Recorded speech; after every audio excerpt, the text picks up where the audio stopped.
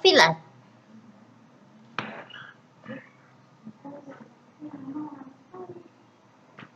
VLAN adalah suatu model jaringan yang dikonfigurasi secara virtual tanpa dibatasi lokasi fisik peralatan.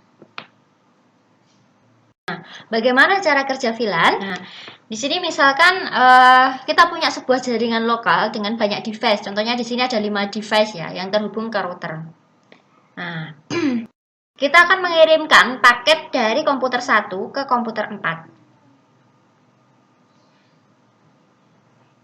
Nah, tentu karena dia masih di dalam jaringan lokal, lebih enak pengirimannya. Transmisi paketnya lebih enak karena tidak memerlukan routing, seperti itu ya.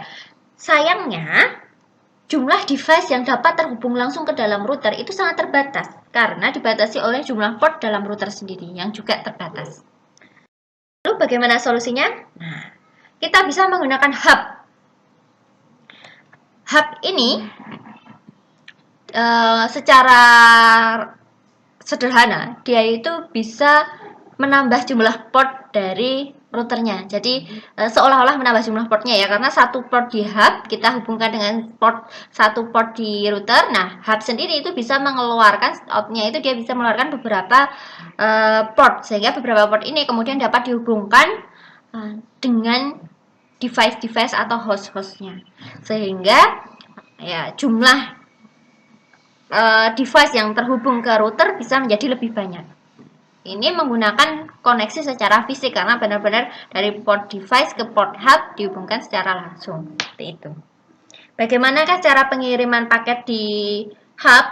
Nah, contohnya tadi kita mau mengirimkan paket dari komputer 1 atau device 1 ke device 4, ke komputer 4.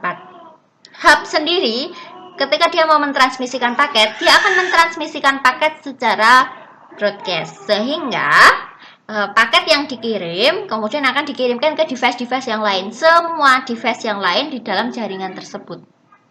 Nah, karena apa? Karena hub ini dia menganggap bahwa paket yang dikirimkan ke device yang bukan tujuan dari paketnya itu akan diabaikan oleh si device tujuan, sehingga ya, dia tidak perlu memikirkan mau ditransmisikan kemana, cukup ditransmisikan ke semua, nanti device tujuan yang akan menanggapi paket tersebut. Sementara device yang bukan tujuan tidak akan menanggapi paket tersebut. Seperti ini animasinya. Nah, dikirimkan, kemudian dikirimkan ke semua device yang lain. Nah, tentunya dengan skema seperti ini akan mempengaruhi kinerja dari jaringan tersebut. Misalnya, di sini ada 5 device yang terhubung. Kita bisa bayangkan, kalau 5 device masing-masing mengirimkan 4 paket, karena dikirimkan ke semua ke semua device yang lain, maka akan ada dalam satu waktu jika 5-5-nya mengirimkan paket, itu akan ada 20 paket di dalam hub.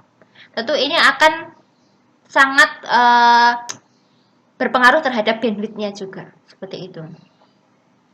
Selain itu juga konfigurasi secara fisik tentunya menyebabkan cost-nya akan lebih besar. Misalnya kita membutuhkan 1000 device yang terhubung ke router, artinya ada berapa jumlah hub yang harus ditambahkan. Berarti cost-nya juga akan meningkat. Solusi yang berikutnya adalah menggunakan switch. Switch mirip dengan hub, bedanya adalah dia tidak mengirimkan paket secara multicast, tapi dia hanya mengirimkan paket kepada device tujuan saja. Tentu ini akan mengurangi beban dari switch-nya sendiri dan mengurangi kebutuhan bandwidth-nya. Tapi secara konektivitas, dia masih menggunakan konektivitas fisik. Sama dengan hub, dia menghubungkan antara komputer dengan router, tapi melalui port-port dalam switch-nya tadi. Sehingga juga tetap kalau misalnya butuh device yang banyak, jumlah device yang mau dihubungkan ke router itu banyak, otomatis membutuhkan banyak switch juga, dan pada akhirnya juga membutuhkan biaya yang lebih banyak. Kita bisa menggunakan VLAN atau virtual LAN. Jadi virtual LAN ini dia membuat jaringan virtual seolah-olah berada dalam satu jaringan, padahal sebetulnya mereka tidak dalam jaringan yang sama. Misal, komputer 1 di sini ada di router 1, kemudian komputer 5 di router 2 misalnya. Kita bisa membuat seolah-olah komputer 1 dan komputer 5 itu berada dalam satu jaringan yang sama, satu jaringan lokal yang sama. Kita menggunakan VLAN. Contohnya, di sini ada 3 VLAN, VLAN warna biru, merah muda, dan juga hitam. Nah, kita akan mengirimkan paket dari komputer 1 ke komputer 4. Maka yang dilakukan adalah dikirimkan melalui VLAN, kemudian dikirimkan ke device tujuan. Kelebihan lain dari VLAN selain dia itu tidak membutuhkan konektivitas fisik ya, jadi karena tidak ada port secara fisik, dia hanya port secara virtual, jadi seolah-olah ada. Nah, itu adalah konfigurasinya mudah. Dan ketika kita mau merubah misalnya device 2 diubah jadi VLAN 3, device 3 diubah jadi VLAN 15, itu sangat mudah karena tidak ada konektivitas fisik. Kita cukup mengkonfigurasi saja.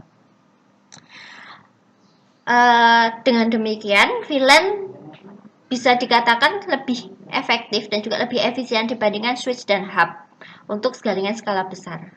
Karena secara konfigurasi tidak perlu konfigurasi fisik, kemudian karena dia seolah-olah berada dalam satu jaringan maka tidak diperlukan routing, kemudian juga biayanya lebih mudah, biayanya lebih murah.